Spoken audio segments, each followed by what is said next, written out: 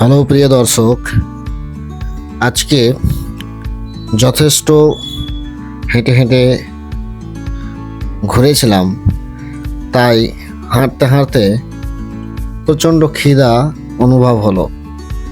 তাই ভাবলাম এই খিদার জ্বালা মেটাতে ভালো কিছু খাবার তো অবশ্যই দরকার।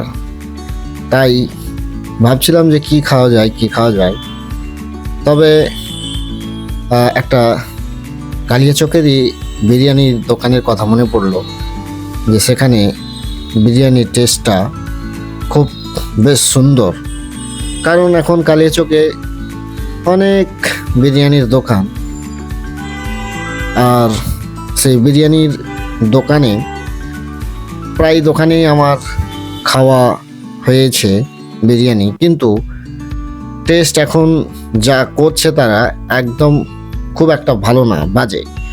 আর আপনি যদি বা আমরা যদি কোনো বড় পরবের সময় বা উৎসবের সময় যাই, যেমন ধরুন ঈদ, বকরিদ বা আরও অন্যান্য যে বড় উৎসব রয়েছে, সেইগুলোতে বিরিয়ানির দোকানে প্রচণ্ড ভিড় থাকে।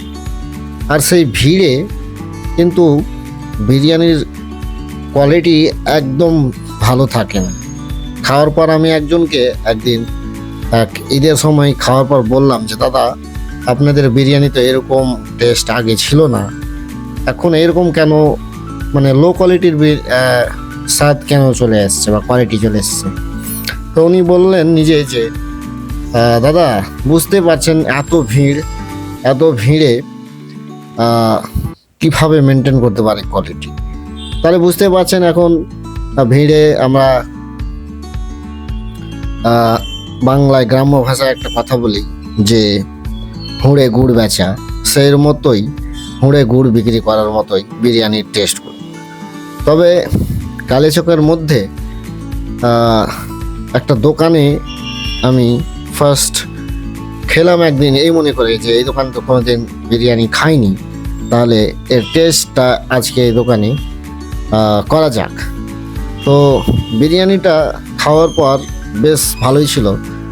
আমি কোনো দোকানের নাম মেনশন করছি না, কারণ this is not a promotion video, কারণ কারো নাম আমি নিতে চাইছি না। জাস্ট বলছি যে কালিয়াচকে এত দোকান, হ্যাঁ, তো কোন দোকানে খেয়েছি এটাও আমি বলছি না, তবে পার্সোনাল এক্সপিরিয়েন্সটা আমি শেয়ার করছি যে এই দোকানের বিরিয়ানিটা এত সুন্দর, টেস্টও ভালো, আর মাংস বিরিয়ানির মধ্যে যে চিকেন থাকে সেটা সুন্দরভাবে কষা, শক্ত করে কষা, ভালো করে কষা ছিল, যার জন্য মাংসর টেস্ট অসাধারণ আমাকে লেগেছে।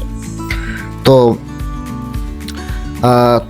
মাংসের টেস্ট অসাধারণ লেগেছে। এবং অন্যান্য দোকানে আমি খেয়েছি যে মাংস চিকেন যে থাকে বিরিয়ানির মধ্যে, সে চিকেনটা কিন্তু একদম বাজেভাবে মানে রান্না হয়ে থাকে, মানে ভদ করে, একদম ঠিকঠাক মনে হচ্ছে সিদ্ধ করে নিয়ে চলে এসছে, এরকম ব্যাপার মনে হয়।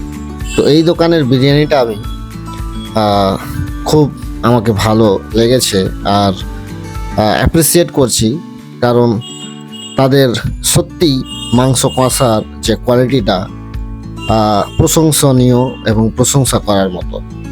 তো বিরিয়ানিটা খেয়ে আমার ক্ষুধার সঙ্গে সঙ্গে মনেরও একটা শান্তি এসেছিল আর পেলাম।